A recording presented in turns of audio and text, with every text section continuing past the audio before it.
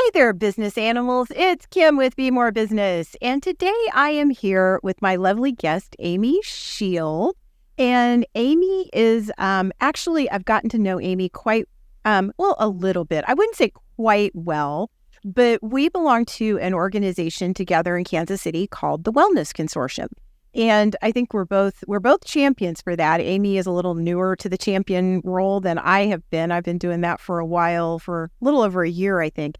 And it's such an amazing organization. And I feel like we're very like-hearted in how we approach entrepreneurship and business. And so I'm super happy to have you on the show, Amy. Welcome. Thank you so much, Kim. And thank you for having me on the Business Animal podcast. I just adore you and I love your energy and your spirit. So it's such a pleasure to be with you today. Awesome. Would you tell the listeners and me a little bit more about who you are and your business, who you serve and what you do? Yeah, of course. So I am a neuroscience-based time management and mindset coach. And so basically what that means is that I coach folks based on what's happening in their brain right now, both the structure of their brain in terms of the neural pathways, as well as what's happening in their mind.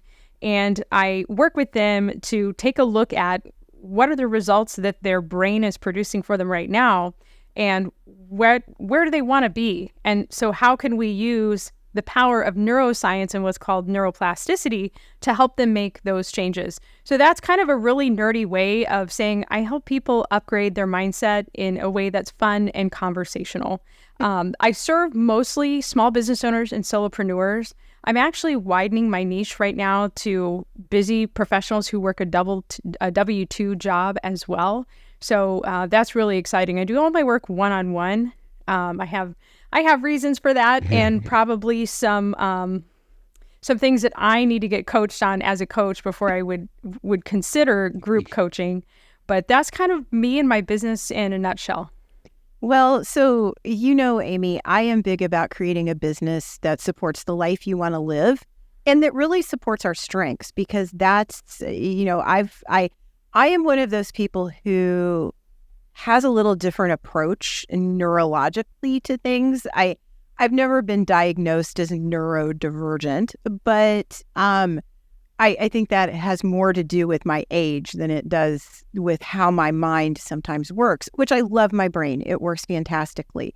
But what I've struggled with is trying to fit myself into a world that is not set up for somebody who thinks or responds the way that I do. So I love that what you do is take a look at some of those things that underlie that and help people live their best life and understand themselves, which I think is such an important piece, whether you're a leader or whether you're an entrepreneur or whether you're just a human walking through the world. So on this show, we like to talk about like business models and what it really feels like to be an entrepreneur and a solopreneur in your case.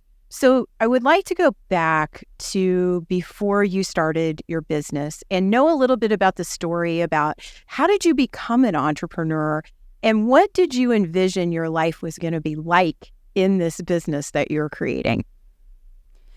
So that's a super interesting question, Kim. And to answer that question, I have to go back to my childhood for like 30 seconds. I'm not going to give you my entire biography here. But so when I was a kid, I thought that owning a business, being a business owner, creating things and putting them out into the world sounded amazing. It sounded like what I wanted to do. And at some point around 12, 13, 14, I took some personality test. And the results of that test told me that my personality was the opposite of what an ideal entrepreneur is, basically. And so I was really disheartened over that for a lot of years. And so it's always been something that was kind of in the back of my mind and a desire that I've had.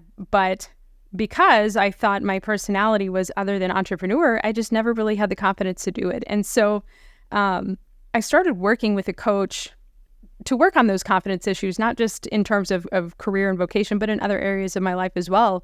And that's when I kind of discovered the power of changing our thoughts, working with our emotions, to actually change our brains so that we can become the kind of person that we want to be. So going into entrepreneurship, I knew it wasn't going to be easy. I think there's kind of a misconception that gets perpetuated through some different channels that you can use somebody else's plug and play system and set up a business and be profitable from day one. And that might happen in a small percentage maybe of cases, but for the vast majority of people, becoming a successful entrepreneur, and this is true for me too, means a lot of hard work, more rejection than you probably ever dealt with in your life, more failure than you've probably ever dealt with in your life. And so I knew it was going to be full of that stuff. I just didn't realize like how full that popcorn bag was going to be. And so that was kind of an adjustment in terms of, rejection, failure, success, rejection, failure. And so for me, I kind of went into it with eyes half open and sort of realized over time that, wow, this is probably the best personal development endeavor that you can undertake as being an entrepreneur, because you ask so much of yourself on a day-to-day basis. Absolutely. I do say entrepreneurship is a lot. It will push every single button that is not fully locked in your life. I mean, it definitely, it'll find them and it'll push them. And I really believe entrepreneurs walk out the other side better human beings, because it teaches you a lot about yourself, and it also teaches you a lot about other people and all of the commonalities that we have kind of across the board. And I've talked on this show before about the fact that I'm of an age when entrepreneurship was not presented necessarily as a choice when I was growing up as a career. I looked at all of the fancy careers like computer science. I was very good with technology, and I looked at being a lawyer, and I looked at engineering. And what's funny is that those are the things that you want to talk about neuroscience. Those are the things that my brain struggles the hardest with. And a lot of that was because I didn't feel like it would be a legitimate career to do what I do today, or to do what I've done for the last 30 years, which is be very, very creative for both myself and other people. So developing that neuroplasticity and finding that personal growth in myself, I think I'm 100 times better human because I didn't choose the other path. And I agree with you on that as well. So what is your business like? You work one-on-one, so you mentioned that. But what do you do on a day-to-day basis? Do you develop programming? Do you work specifically with clients? Like, what does a day in the life of Amy look like? So it kind of depends on the day. And just for the sake of my of time blocking and being efficient in my business, I have specific days that I coach on. So I coach on Mondays, and then like half day Wednesday, and then here and there on Thursdays. And then I use Tuesdays and Fridays to do my content creation, my networking. In theory, I get to take Fridays off if I get all my work done. That hasn't happened here for about 6 months. But that notwithstanding, I block my coaching sessions, especially on Mondays. Sometimes I'll have 4, 5, 6 coaching calls on a Monday, so that I can stay in that coaching mode, and I can have one major day where I'm kind of pouring all of that energy in. And I mean, you've coached people as well. I know you coach people on a regular basis. Coaching takes so much concentration and editing your own thoughts out. And so it is mentally taxing. It's intensive. And so for me to just be able to kind of block most of that task on Mondays then frees up my mental resources, my emotional resources for that matter, for the other stuff that I have to do to keep my business running, keep new clients coming in, and pitch podcasts, pitch speaking events, all that kind of stuff. So what part in there, because I want to get to the time management piece, because I know a lot of people that are listening to this struggle with time management, because a lot of entrepreneurs do. But what in that week-long process, and I teach a lot of my clients to do this as well, like think about how do you want to structure your week versus how you want to structure your day.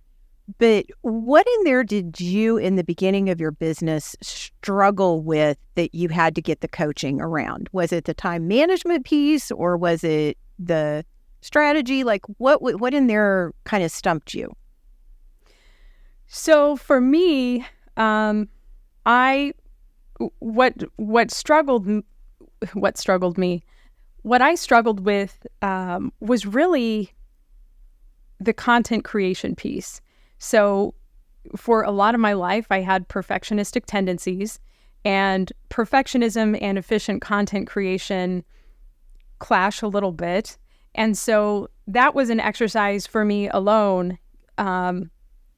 For example, accepting B- work for myself, not capitalizing the first letter in every sentence on my AI generated closed captioning, like moving myself past those kinds of things so that I could spend my time and energy on things that actually matter.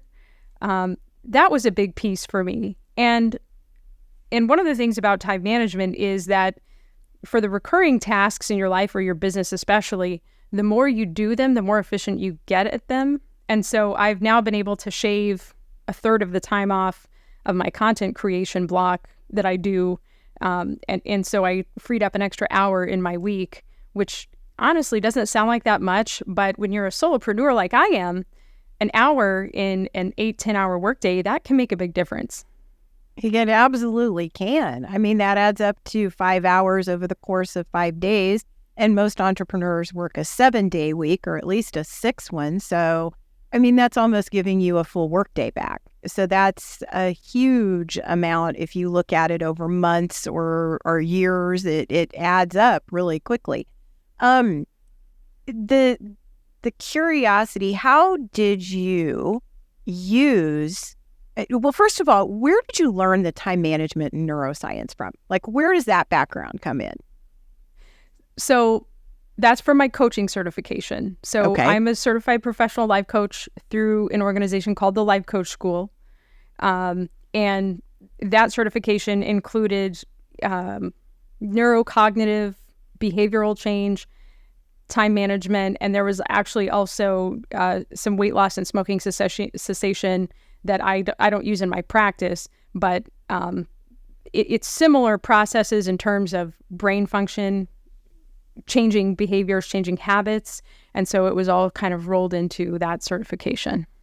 So how did you choose coaching? Like, where did that come into play? Like, as you picked out what type of a business you were going to have, was it the fact you had worked with a coach and had good results? Yeah, that's basically what it was. And, I didn't set out to start a business. I actually have another online business that I've had since 2017. And it's a cleaning and organizing blog that, makes a little bit of money on the side. But like I mentioned earlier, or maybe I didn't mention, I had huge struggles with confidence for a lot of my life. You did mention that, yes. Yeah.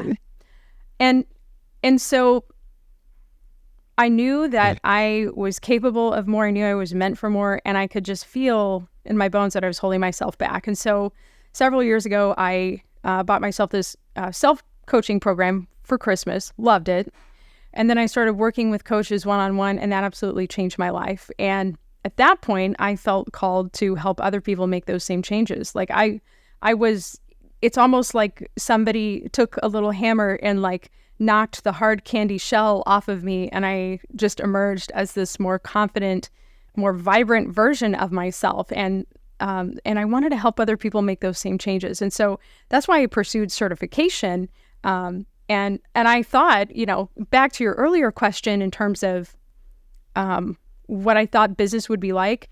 So I do have a master's degree in business administration, which did not prepare me whatsoever to be an entrepreneur, right? Because they're really two different skill sets, especially if you're going to be a solopreneur.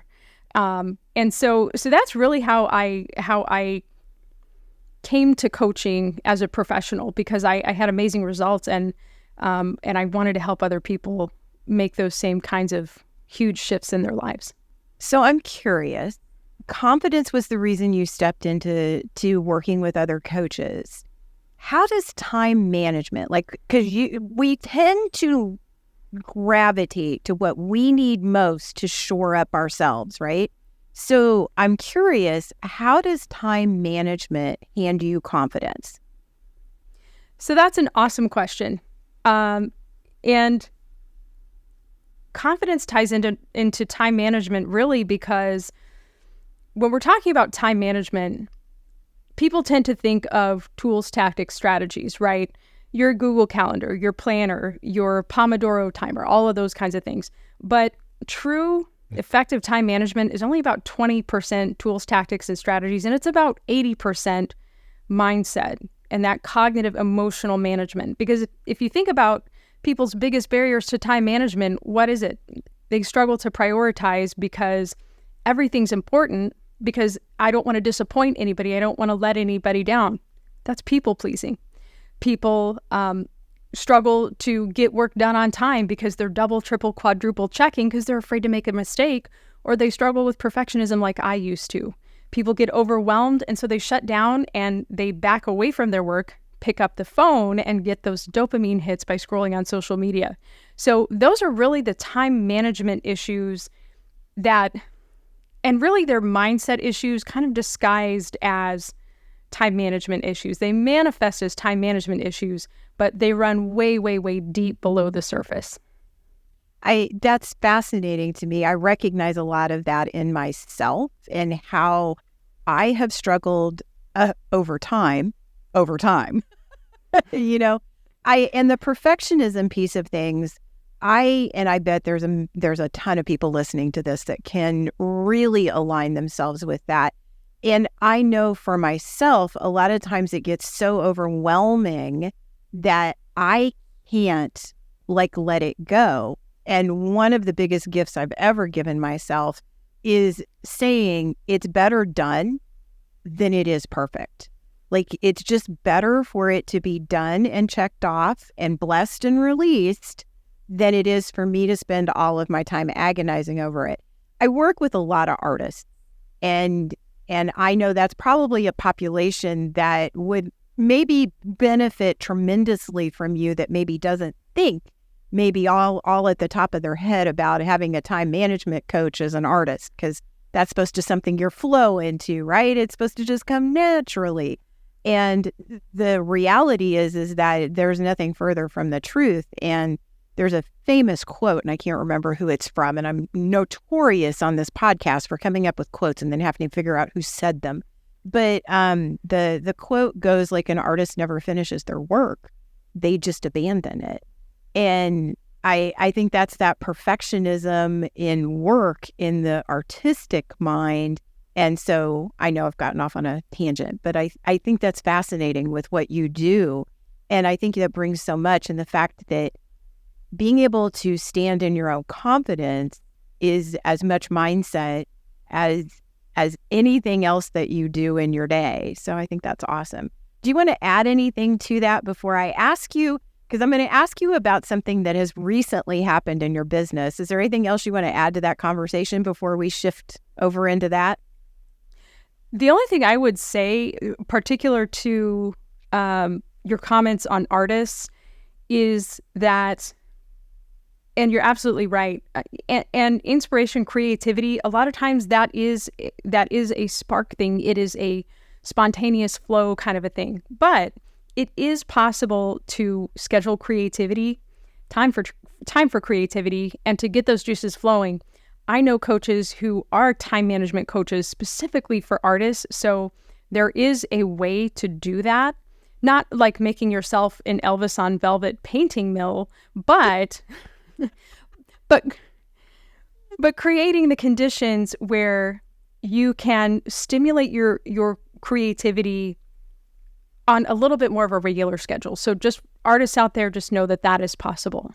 Absolutely. And I teach over on our other podcast, Cowgirls with Cameras, we've had a long discussion about my creative amplifiers, which are techniques that I've used over the last 30 years to be able to be creative on demand, which is a huge, when artists make the shift from doing art for themselves to doing art as an entrepreneur, it's a huge shift that they have to make. And I think the same thing happens to coaches as well, to be honest with you. I just never thought of it that way.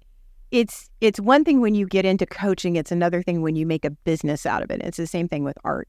But I have all of these little things that I do. As a matter of fact, there's like 11 or 12 of them that I use to manipulate my ability to be creative, like finding things that are going to disrupt my schedule, like just simply moving to a different space to work in, like changing up the view around me, like getting out of my office and going to a coffee shop or play or I have things that I call creative juicing, which are those dopamine hits in my head that I'll utilize to leapfrog off of to find my creativity. And I would imagine that's another piece of time management, is allowing yourself the latitude to be able to take advantage of some of those things. And I love that, because when you work with somebody's mind and the neuroscience behind it, that suddenly becomes an option rather than this very staunch plannery kind of, we're going to do this at this specific time kind of deal. So anything else you want to add to that particular thing? Like, and that's probably it. So let me ask you this before we dive into the transitions that you've been up to in your business. I think when people who haven't worked with somebody around time management think of a time management coach, they think of somebody who's going to tell them exactly how to spend their day. Do you tell people how to spend their day, or how does that work? Yeah, absolutely not. And that's really because how I would set up their day or how I set up my day isn't necessarily going to work with them, because they have a different brain. They have different priorities. They have different strengths and areas of opportunity than I do. And so I've even had people suggest to me, well, why don't you just offer like a VIP day done for you? Let's set up your Google Calendar service. And I'm like, because most of the people who go through that would fail, because I would be setting that up based on what I think matters, not what matters to them. And you alluded to it a few minutes ago, but every single one of us are unique. The neural pathway structure that we have in our brain right now has been created over the course of our entire lives by our experiences. And so that informs how and why we get things done. And so it's much better for somebody to work with me, and I can help them figure out how to set up a system that works for them, versus me just coming in and telling somebody what to do. I mean, you can Google, how should I set up my day, and get that information for free. What you're not going to get from Google is, okay, here's what I'm struggling with. What are the steps that I can take to schedule my day to manage myself around that issue, or to grow in the areas I want to grow, whether that is things like efficiency, not giving into distractions, accepting B- work, right? Like you said, getting it done, blessing it, and letting it go. So I don't tell people what to do. It's much more sustainable and much more holistic if I can help them figure out for themselves what to do. I love that. That's very Gestalt, which is my big thing. Is the Gestalt is all about, you have the answers. Me as the Gestaltist, I'm simply here to open up some paths for you to find your own solution to whatever that particular situation is. And I will admit, I am on the Kiersey Bates. I am very much a P, which means that we don't tend to do organization the same as the rest of the world. But we're also the largest consumer of planners, like paper planners or planners online, to-do lists, schedulers, all of that.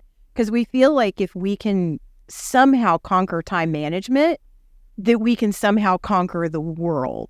And I think and this is the lesson that I'll leave if you have anything to say about it, the lesson that I learned, is that it's okay to leave blanks on my planner. Like, for the longest time, I felt like I was such a failure if not everything on my planner was filled in. And so it actually spurred me to buy simpler and simpler and simpler planners until I got down to the one I use today, which is the Mona planner, which I love for me because it's absolutely brain dead simple. And to be honest, I use about 70% of it, even at that simplicity level, because that's what works for me long-term, day in and day out. So, yeah. Yeah, and I love that what you've really done is gone through and experimented and tested to find what works for you, because at the end of the day, it's kind of like the concept in business that it's cheaper to keep a current client than to acquire a new one. It right? is, yeah. It's less mentally taxing, especially in the short term, to just work with how your brain is operating now than to try to change it so that you can manage your time better, right? So I love that example, and I applaud you for going with how your own brain flows. That's amazing. It only took me 58 years to get there. We won't mention that part. Don't put that on the testimonial, right?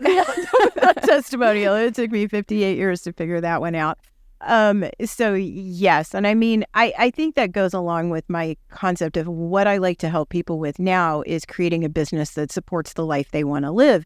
And I can tell you hands down, no doubts about it, I do not want to live a life that is infinitely scheduled out. And I know for some people, that's a preference, right? It's the way they would like to live their life.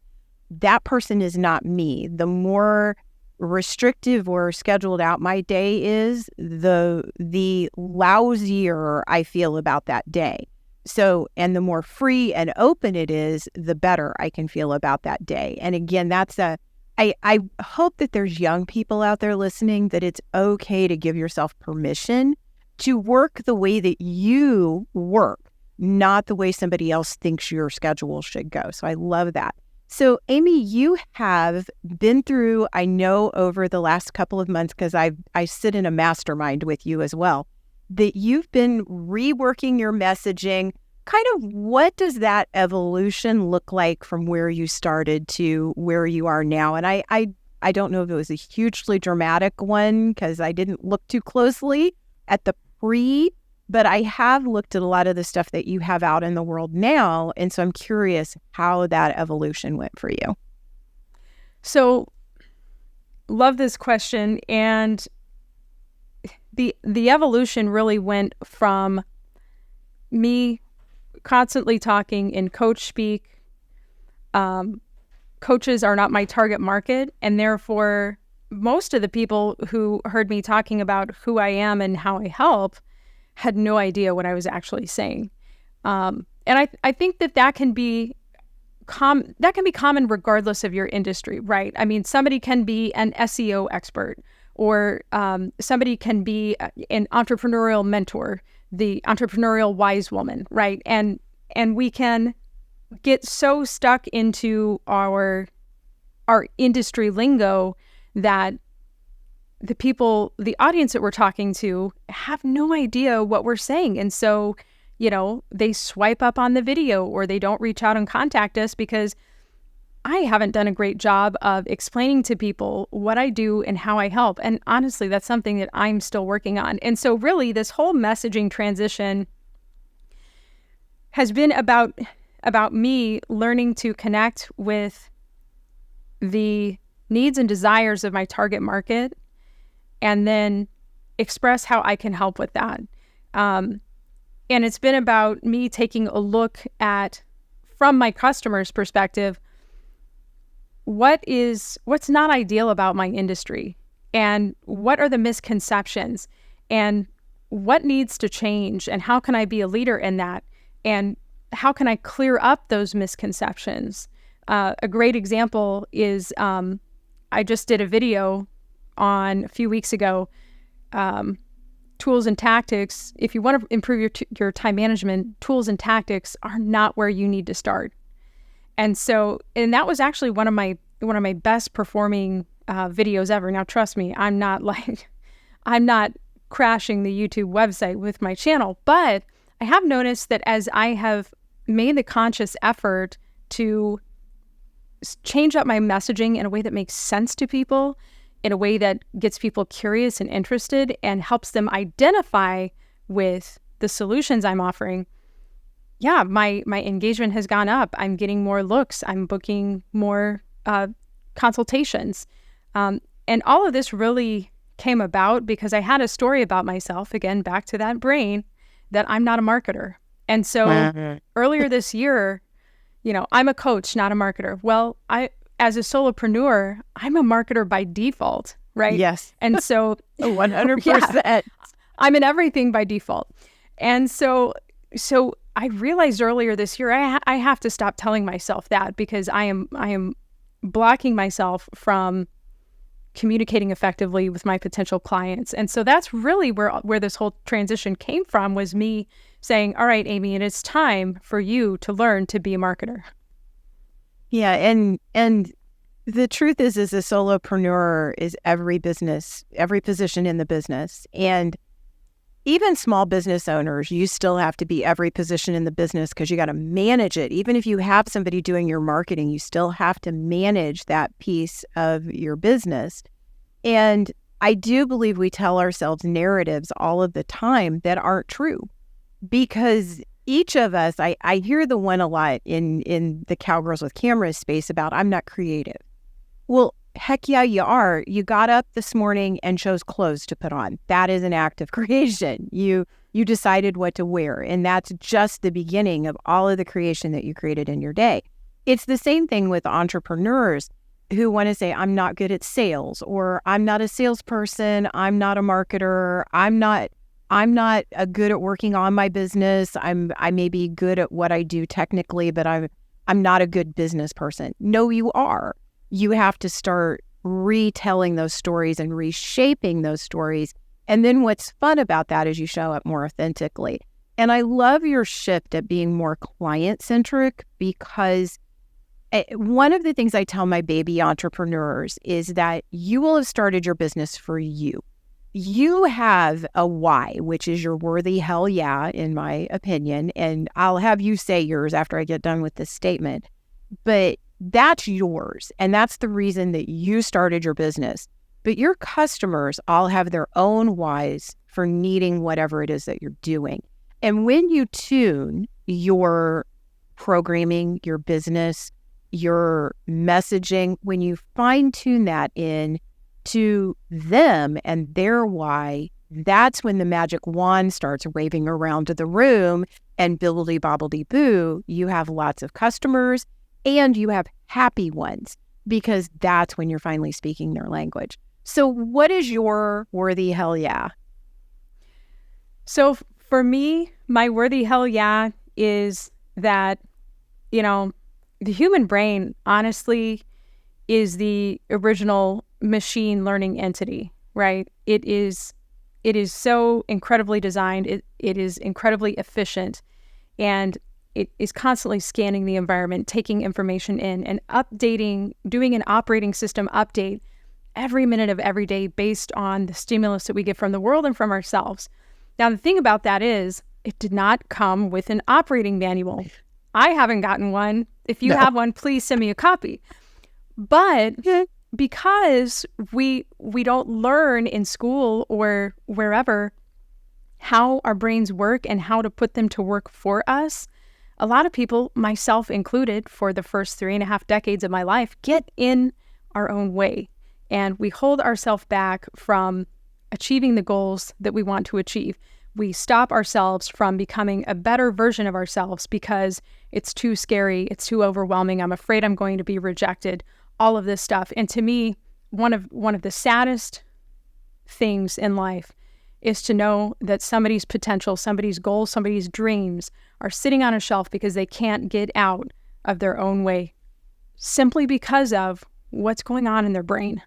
And so my why is to help one person at a time understand their brain, and then take that knowledge and start putting it to work so that they can shed that, candy shell, like I talked about, of lack of confidence or overwhelm or fear of failure, whatever the case might be. I love it. I love it. I love it. So 2 standard questions I ask everybody at the end of interviews. So how does Amy Schield Coaching support the life that you want to live? In a number of different ways. Number one, all throughout my career, regardless of where I was working, one of my very favorite things to do was to train and mentor new employees and employees who were younger than I was. And I absolutely loved helping people learn and grow and watching them develop and succeed. And so from that angle, being a coach, I get to facilitate that for people every single week. So for me personally, that's incredibly fulfilling. And then second, like I talked about earlier, it is the ultimate personal development endeavor. I am constantly asking myself to re-examine my beliefs, to take another risk, to put myself out there, to face that potential rejection, try something completely new that I've never tested that I may fall flat on my face. And being willing to actually ask myself to do that and then step up and do it has been scary as heck, but I've also grown so much. And then finally, I do have some degree of flexibility because I do one-on-one coaching. I am dialed in to specific slots with specific clients several days a week, but I have location independence. And like I said, if I'm a very good entrepreneur and I get all my work done, I get to take Fridays off at some point, right? But so I do have that flexibility. My dad is 80 years old and he lives 45 minutes away from me. And depending on the day, if he needs me to come up and unmute YouTube for him, for example, I have the flexibility to do that, right? And so it's a wild, scary, amazing, fulfilling experience for me. And I wouldn't trade it for the world, but I would also tell other folks, this is not a place to tread lightly. Yeah, I would give similar advice. I'm the epitome of that person who will gladly work 18 hours by themselves rather than work 8 for a corporation. So I get that. Or another corporation, because technically I am a corporation. Amy, so we've talked about your one-on-one services. People can find you on your website, which the link will be in the show notes, but it's amyschield.com. And then you have a burgeoning YouTube channel for Amy Schield. And I will also put the link into that. So Amy has got some really good videos on here that you can partake in and get a little bit of her wisdom. If you are interested in the topic of time management and kind of this neuroscience behind time management, it would be super helpful. Is there any other place besides YouTube and your website? You do have a great lead magnet on your website. So there's a free gift for you if you go sign up for Amy's VIP list. But is there anywhere else besides the YouTube channel and your website that you would have people find you?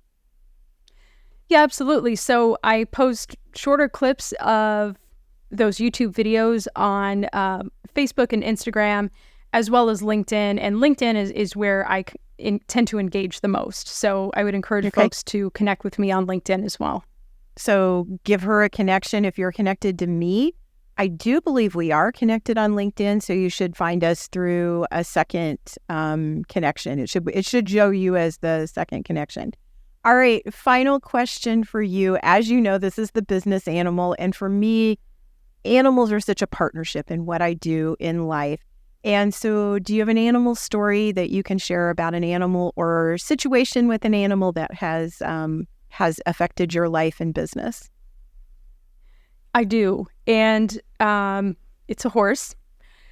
And this goes back to before I even became a coach, and back to kind of this one spark where I realized that I wasn't trusting myself. I didn't have the confidence in myself. So I'm an equestrian.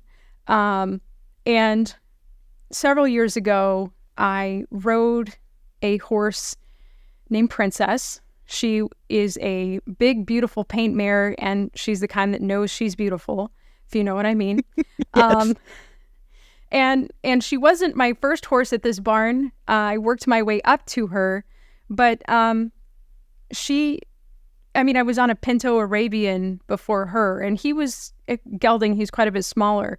And so Princess, big, beautiful, talented horse, beautiful geometry, and I was really intimidated. And she could tell, right? So talking about this kind of lifelong journey of building my confidence, and as you know, Kim, animals absolutely pick up on our emotions, especially horses. And she could smell my fear.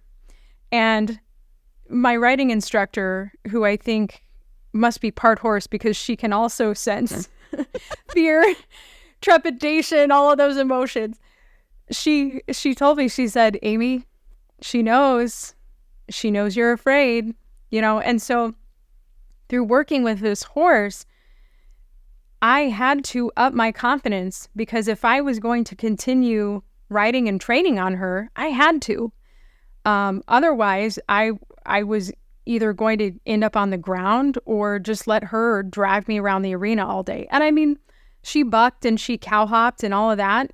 And I was super afraid of those things happening. Guess what? They happened. And I survived it. And so not only did I, through this experience, and I think I probably rode her for three years, not only did I develop a relationship and a partnership with her, but I also had to learn to trust myself, to trust my balance, to trust my instincts and my abilities, and also to trust myself to handle things if something did go wrong. Because that's what it ultimately came down to. I didn't have confidence in myself. I didn't trust myself. And so that experience was kind of like the bud of this whole journey to self-confidence that I've been on for, probably the last 7 or 8 years now. So Princess, the beautiful paint mare. Nice. As I'm sitting and listening to you tell that story, I'm thinking back over our conversation during the podcast today, and very much your business has carried a parallel to Princess in your life. So, and I think a lot of entrepreneurs are in that same boat where they see something beautiful and lovely and they want to master it and partner with it, but they've got to learn how to trust themselves. And as they grow, their business becomes better and better and better. So I love how those stories always work out and kind of come back around to, it's just so true that animals give us so much in life lessons. So thank you so much, Amy, for being on the show today. If you guys want to look up Amy, find her information in the show notes. Thank you again. Make sure you hit that like and follow button and share this to your friends that are also entrepreneurs or would be interested in what we talked about today. I'll see you next week.